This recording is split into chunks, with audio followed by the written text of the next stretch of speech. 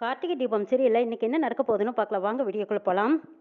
ஒருத்தர் நமக்காகவே நேசிக்கிற ஒரே ஜீவன் நம்ம பெத்த தாய் தான்ப்பா. அவங்க உயிரோடு இருந்தும் பார்க்க முடியாத பாவியா இருக்கிறேன்னு எவ்வளோ பெரிய பாவத்தை செஞ்சுக்கிட்டு இருக்கிறேன்னு சொல்லி அழுகுறாங்க ராஜா. ஆமா, நீங்க அழுகிறதுனால எதுவும் சரியாக போறதில்ல. அது என்ன தப்பு நடந்ததோ அதை சரி பண்ண பாருங்கங்கிறாங்க கார்த்தி. சரியா சொன்னீங்க தம்பிங்கிறாங்க. ஆமா, பெத்த தாயே நம்ம கூட வாழும்போது தான் நம்ம எவ்வளவு அதிர்ஷ்டம் செஞ்சிருக்கோம்னு தெரியும். பெத்த தாயோட முகத்தை எப்பவும் பார்க்கணும்னா அதுக்கு என்ன செய்யணுமோ அதை செய்யுங்கன்னு சொல்றாங்க கார்த்தி. அழுதுட்டு இருந்தா ஒரு பிரயோஜனம் இல்லைங்கிறாங்க.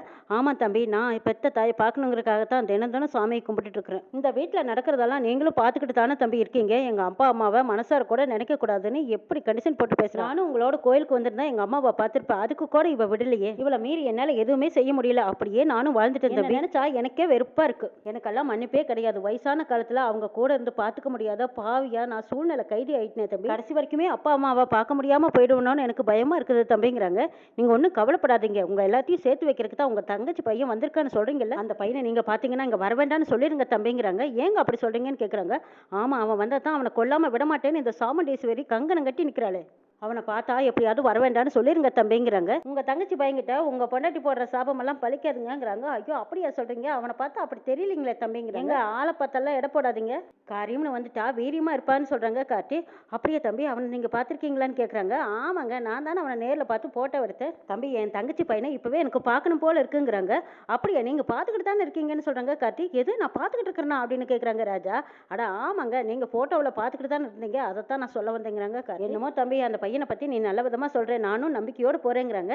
எல்லாம் நல்லதே நடக்கும், நீங்க நம்பிக்கையோடு போங்க, பயப்படாதீங்கன்னு சொல்லி அனுப்புறாங்க கார்த்தி. கார்த்தி தனியா வந்து உட்காந்துக்கிட்டு சாமுண்டீஸ்வரி சொன்னதையே நினைச்சு பாக்குறாங்க. அனாதை பணமா தான் நீங்க போவீங்க, இது காளி மேல சத்தியம்.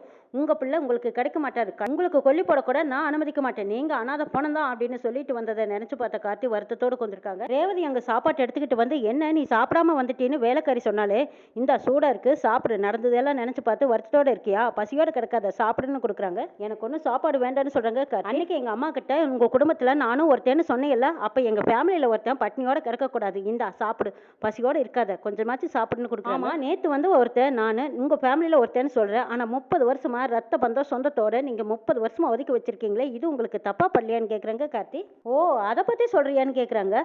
ஆமா, பெத்தவங்க கிட்ட இருந்து பிள்ளைய பிரிக்கிறது எவ்வளவு பெரிய பாவம். இன்னைக்கு கோயில்ல உங்க அம்மா பாட்டி கிட்ட நடந்துக்கிறது கொஞ்சம் கூட சரியில்லை. அந்த பாட்டி உங்க அம்மா கிட்ட எவ்வளவு கெஞ்சினாங்க. ஆனா செத்தா கூட கொல்லி போட உங்க பையனை அனுப்ப மாட்டேன் அப்படின்னு சொல்லி அனுப்பிட்டாங்க. உங்க பாட்டி அப்படி என்ன தப்பு செஞ்சாங்க? அப்படியே அவங்க தப்பே செஞ்சிருந்தாலும் 30 வருஷமா அதுக்கான தண்டனையும் அனுபவிச்சுட்டாங்க. கொலை செஞ்சவங்க கூட 16 வருஷம் தான் தண்டனை அனுபவிச்சுட்டு வெளியே வரான். ஏன் உங்க அம்மா எடுத்துக்கவே, கொலை செஞ்சுட்டு 5 வருஷத்துல உங்க அம்மா வெளியே வந்துடலையா? ஏதோ ஒரு சந்தர்ப்ப சூழ்நிலையில சொன்ன வார்த்தை இன்னைக்கு அது உங்க பாட்டியும் தாத்தாவையும் தண்டிக்கிறதுல எந்த விதத்துல நியாயம்? அதை பத்தியெல்லாம் எதுவும் பேசாதுன்னு கேக்குறாங்க ரேவதி. இல்ல, நான் பேசித்தான் தீர்வேங்கிறாங்க கார்த்தி.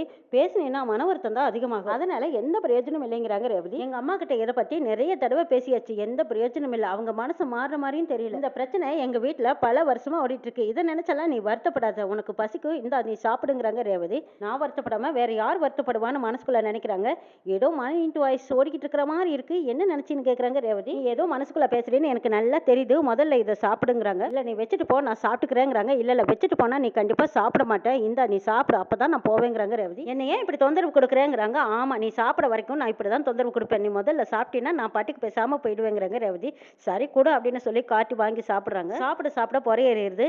இந்த தண்ணியை குடி. என்ன உங்க அம்மா தான் நினைப்பாங்க போல இருக்கு, அம்மா மேல நிறைய பாசம் வச்சிருக்கேன்னு கேக்குறாங்க ரேவதி. அம்மா மேல யாராவது பாசம் இல்லாம இருப்பாங்களா? நான் அம்மாவை விட்டு இவ்வளவு நாளா பிரிஞ்சதே இல்லை, இங்க வேலைக்கு வந்ததுனால தான் நான் எங்க அம்மாவை விட்டு பிரிஞ்சிருக்கேன். சரி, ஒண்ணு பண்ணலாமா, உங்க அம்மாவை இங்கேயே சமையல் வேலைக்கு சேர்த்துக்கலாமா? அவங்கள நீ மிஸ் பண்ண மாட்டேன், உங்க அம்மாவும் உன்னை மிஸ் பண்ண மாட்டாங்க, எவ்வளவு நல்லா இருக்குங்கிறாங்க ரேவதி. ஐயா, அதெல்லாம் சரியா வராதுங்கிறாங்க. ஏன் சரியா வராதுன்னு கேக்குறாங்க ரேவதி. ஆமா, எங்க அம்மா யாருன்னே தெரியாம நீ இங்க சமையல் வேலைக்கு கூப்பிடுறியா? தெரிஞ்சா என்ன நடக்கும் தெரியுமான்னு நினைக்கிறாங்க கார்த்தி. நீ என்ன யோசிக்கிற? உங்க அம்மா கிட்ட நீ பேசு, அவங்கள இங்கேயே வேலைக்கு சேர்த்துக்கலாம், அவங்களுக்கு சம்பளம் வேணாலும் கூடுதலா வேணாலும் போட்டு கொடுத்துடலாம், அம்மாவை சமைக்கிறதுக்கு இங்கேயே கூட்டிட்டு வாங்குறாங்க. கார்த்தி அமைதியா சாப்பிட்டுட்டு இருக்காங்க. சாப்பிட்டு முடிச்சதும் அந்த தட்டை எடுத்துக்கிட்டு போயிடுறாங்க ரேவதி. சமையல் கட்டுல துர்கா ஆம்லெட் போட்டுட்டு இருக்காங்க. அங்க வேலைக்கார அம்மா வராங்க. அம்மா, இந்த நேரத்துல யாருக்கு ஆம்லெட் போடுறீங்க? அதுவும் இன்னைக்கு வெள்ளிக்கிழமை, இன்னைக்கு அசைவம் எல்லாம் சமைக்க கூடாதுமா நம்ம வீட்டுலங்கிறாங்க. இப்ப மணி என்ன பாத்தியா? மணி 12 ஆச்சு, இப்ப சனிக்கிழமை வந்தாச்சு, அதனால இன்னைக்கு அசைவம் சாப்பிடலாம்ல. என்ன, நான் ஆம்லெட் போடும்போது டிஸ்டர்ப் பண்ணாத, முதல்ல இங்க இருந்து இங்கிருந்து போ, எனக்கு ஆம்லெட் போடணும் போல தோணுச்சு, நான் போட்டுட்டு இருக்கிறேங்கிறாங்க. சரிம்மா என்னமோ பண்ணுங்கன்னு சொல்லிட்டு வேலைக்காரம்மா அங்கிருந்து போறாங்க. துர்கா ஆம்லெட் போட்டு சாப்பாட்டை எடுத்துக்கிட்டு வந்திருக்காங்க. கார்த்தி துர்காவை பார்த்ததும், இன்னும் நீ தூங்கலையா, மணி என்னாச்சு பாத்தியாங்கிறாங்க. இந்த நேரத்துல சாப்பாடு தட்டோட நிக்கிறியே, என்னாச்சு உனக்குன்னு கேக்குறாங்க. ஆமா நீ சாப்பிடலன்னு கேள்விப்பட்டேன், அதனாலதான் உனக்கு நான் சாப்பாடு எடுத்துட்டு வந்திருக்கேன், இந்த சாப்பிட்டு கொடுக்குறாங்க துர்கா. ஏமா உன்னோட அக்கறைக்கு நேரங்காலமே கிடையாதுங்கிறாங்க. அதெல்லாம் எதுவும் கிடையாது, நீ சாப்பிடலன்னு கேள்விப்பட்டேன், அதான் சரி சாப்பாடு எடுத்துட்டு வந்து கொடுக்கலாமேன்னு வந்தேன், பேசாம நீ வாங்கி சாப்பிடுங்கிறாங்க. ஏற்கனவே சாப்பிட்டேன், எப்படி சாப்பிடுவேங்கிறாங்க. இப்பதான் ரேவதி கொண்டு வந்து கொடுத்தா நான் வயிறார சாப்பிட்டேங்கிறாங்க. இங்க பாரு, அது ஒன்லி சாப்பாடு மட்டும்தான், இது ஆம்லெட் சாப்பாடு, நீ சாப்பிட்டு தான் ஆகணுங்கிறாங்க. எனக்கு வயிறு ஃபுல்லா இருக்கு, என்னால சாப்பிட முடியாது, முதல்ல இங்க இருந்து எடுத்துக்கிட்டு போறியாங்கிறாங்க. என்ன விளையாடுறியா, நான் ஆசையா உனக்காக சாப்பாடு எடுத்துட்டு வந்தா நீ வேண்டான்னு சொல்லுவியா, அதுவும் இந்த ஆம்லெட்டை உனக்காக நானே போட்டு எடுத்துட்டு வந்தது, நீ பேசாம சாப்பிட்டு தான் ஆகணும், சாப்பிடுங்கிறாங்க. கார்த்தி அந்த ஆம்லெட்டையும் சாப்பாட்டையும் மாத்தி மாத்தி பாக்குறாங்க. அச்சச்சோ இவகிட்ட இன்னைக்கு இப்படி வசமா மாட்டிக்கிட்டமான்னு பாக்குறாங்க. ஆமா இதுக்கு பேர் என்ன ஆம்லெட்டான்னு கேக்குறாங்க கார்த்தி.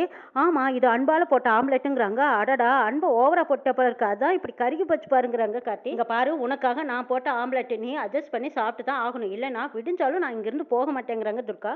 ஐயோ விடிஞ்சாலும் போக மாட்டியா, அப்ப இந்த தண்டனையை அனுபவிச்சு தான் ஆகணும், சரி குடுமா நான் சாப்பிட்றேன்னு சொல்லி அந்த ஆம்லெட்டையும் சாப்பாட்டையும் மாற்றி மாற்றி சாப்பிட்றாங்க கார்த்தி. அதையும் துர்கா பார்த்து ரசிச்சுக்கிட்டே உட்காந்துருக்காங்க. அப்பா இந்த அன்பால போட்ட சாப்பாட்டை ஒரு வழியா சாப்பிட்டாச்சு, இந்தாமா பிளேட்டை கொண்டு போ அப்படின்னு சொல்லி கொடுக்குறாங்க. அப்பாடா இப்ப திருப்தி, நான் போய் தூங்குறேன்னு சொல்லிட்டு குட் நைட் சொல்லிட்டு போறாங்க துர்கா. பொழுது விடுத்ததும் சாமுண்டீஸ்வரி ஹாலில் அப்படியே சோகமா கொஞ்சிருக்காங்க. அங்க சந்திரா வந்துடுறாங்க. என்ன சந்திரா கோயிலுக்கு போயிட்டு வந்துட்டியான்னு கேட்குறாங்க. ஆமாக்கா உங்க பேர்ல அர்ச்சனை பண்ணிட்டு வந்திருக்கேன், இந்தாங்கக்கா திருநீர் எடுத்துக்கோங்கன்னு கொடுக்குறாங்க. ஏக்கா டல்லா இருக்கீங்கன்னு கேட்குறாங்க சந்திரா. எனக்கு என்னமோ காளி கோயிலுக்கு போயிட்டு வந்ததுலேருந்து மனசே சரியில்லைங்கிறாங்க சாமுண்டீஸ்வரி. மேடம் அது எதனால என்ன நான் சொல்லட்டுமா, உங்களுக்கு பயம் வந்துருச்சு அதனால தான் நீங்க இப்படி இருக்கீங்கன்னு சொல்றாங்க கார்த்தி. எது எனக்கு பயமா, அப்படி பயப்படுற ஆள் நான் கிடையாதுங்கிறாங்க. ஆமா அவர் சொல்றது கரெக்ட் தாமா, அப்பா எங்க அவங்க அப்பா அம்மா கூட போயிடுவாங்களோன்னு நீங்க பயந்துட்டீங்கிறாங்க ரேவதி. அம்மா அவ சொல்ற மாதிரி எல்லாம் அப்பா என்னைக்குமே உங்களை மீறி எல்லாம் போக மாட்டாங்க, அப்படி ஒரு தைரியம் அப்பாவுக்கு வரவும் வராதுங்கிறாங்க துர்கா. அம்மா உங்களை கேட்காம அப்பா தூங்க கூட போக மாட்டாரு, அப்படி இருக்கும்போது உங்களை கேட்காம அவங்க அப்பா அம்மாவை பார்க்க போவாரா அப்படின்னு கேட்குறாங்க சுவாதி. மேடம் உங்க ஹஸ்பண்ட் போயிடுவாருங்கிற பயத்தை விட இத்தனை வருஷத்துக்கு அப்புறம் நம்ம தோத்துடுவோங்கிற பயம் தான் உங்களுக்கு அதிகமா வந்துருச்சுங்கிறாங்க கார்த்தி. ஏய் முதல்ல வாய மூடு, உனக்கு கொஞ்சம் இடம் கொடுத்தா எங்கள் ஃபேமிலி மேட்டர்ல நீ மூக்கு நழுப்பியா. ஃபைட்டர் நீங்க ஏன் இப்படி எல்லாம் பேசுறீங்க, எங்க அம்மா கிட்ட இப்படி பேசுனீங்கன்னா எங்க அம்மாவுக்கு இதெல்லாம் பிடிக்காதுங்கிறாங்க சுவாதி. அப்போ உங்க அம்மாவை எனக்கு பிடிச்ச மாதிரி பேச சொல்லுங்க, எனக்கு நியாயம்னு பட்டுச்சுன்னா நான் அப்படிதான் பேசுவேன், எனக்கு மற்றவங்களுக்கு பிடிச்ச மாதிரி எல்லாம் பேச தெரியாதுங்கிறாங்க கார்த்தி. அடடா அத்தை இப்படி நோஸ் கட் பண்றதை என் மாமா பார்க்காம போயிட்டாரு, இதை ஷேர் பண்ணிக்க கூட இப்ப பக்கத்துல இல்லாம போயிட்டாருன்னு நினைக்கிறாங்க மயில். நடி இப்படி எல்லாம் பேசாத, என் கண்ணு முன்னாடி நிக்காத, மரியாதையா போயிடுன்னு சொல்றாங்க சாமுண்டீஸ்வரி. அத்தே உங்களுக்கு இவர் மேல எல்லாம் கோவம் இல்ல போல இருக்கு, ராஜ சேதுபதி கிட்ட எங்க தோத்துடுவோன்னு உங்களுக்கு பயம் வந்துருச்சுங்கிறாங்க மயில். மயில் சொல்லி வாய் மூடல, சாமுண்டீஸ்வரிக்கு முன்னாடி இருந்த அந்த பூ தொட்டியை எடுத்து சட்டார்னு மயிலுக்கு நேரா குறி வச்சு வீசுறாங்க. அதையும் கரெக்டா குறி பார்த்து காட்டி கேட்ச் பண்றாங்க. அப்பாடா ஜஸ்ட் மிஸ், கொஞ்சம் விட்டுருந்தா என் மோஞ்சி மகரையெல்லாம் பேந்துக்கிட்டு போயிருக்குன்னு நினைக்கிறாங்க மயில். ஃபைட்டர் இப்ப எதுக்கு அதை பிடிச்சிங்க, அப்படியே விட்டுருக்க வேண்டியதான்னு கேட்குறாங்க சந்திரா. அடி பாவி எப்படி சமயம் பார்த்து கோர்த்து விடுறா பாருன்னு நினைக்கிறாங்க மயில். ஏங்க என்னதான் இருந்தாலும் அவரு உங்க வீட்டுக்கு வந்த மாப்பிள்ளைங்க. அக்கா உனக்கு மனசு சரியில்லைன்னு சொல்ற, சரி நீயும் கோயிலுக்கு வந்திருக்க வேண்டியதானே, சாமியில கூட உனக்கு ஆண் சாமி வேற பிடிக்காது. சரிக்கா வீட்லயே காளி பூஜையை ஏற்பாடு பண்ணட்டுமா, உன்னோட மன அமைதிக்காக வேணா செய்யலாங்கிறாங்க. சரி பண்ணு, அப்பவாவது என் மனசுக்கு திருப்தியும் நிம்மதியும் கிடைக்குதான்னு பாக்கலாங்கிறாங்க சாமுண்டீஸ்வரி. இந்த பூஜை எங்க அக்காவுக்கா இல்ல, இந்த வீட்டுல இருந்து உனக்கு எப்படி துரத்துறேன்னு மட்டும் பாருன்னு நினைக்கிறாங்க சந்திரா. ஐயோ இவங்க வேற, இவங்களோட மைண்ட் வாஷ் வேற நமக்கு கேக்குதே.